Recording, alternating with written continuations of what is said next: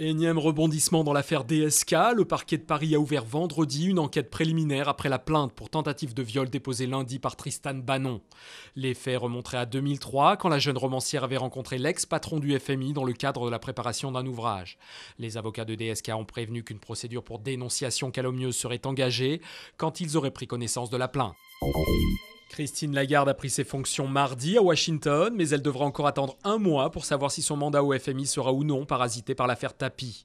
La Cour de justice de la République a annoncé ce vendredi qu'elle repoussait au 4 août sa décision concernant l'ouverture éventuelle d'une enquête. L'ancienne ministre de l'économie est soupçonnée d'avoir usé de son autorité dans l'arbitrage rendu en faveur de l'homme d'affaires lors de la vente d'Adidas par le Crédit Lyonnais en 1993. Une mesure radicale qui ne met pas pour autant fin à l'affaire. Rupert Murdoch a annoncé la fermeture du News of the World, tabloïd dominical britannique au cœur d'un retentissant scandale d'écoute téléphonique.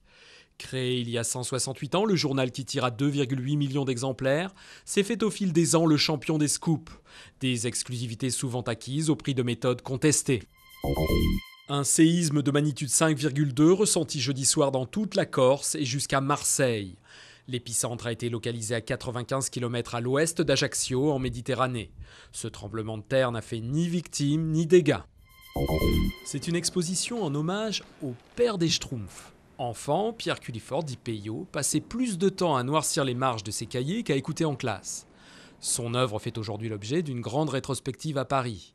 Depuis ses premières planches en 1945 jusqu'aux dernières aventures des petits lutins bleus en 1992, on découvre un auteur avant tout fasciné par l'univers fantastique du Moyen-Âge.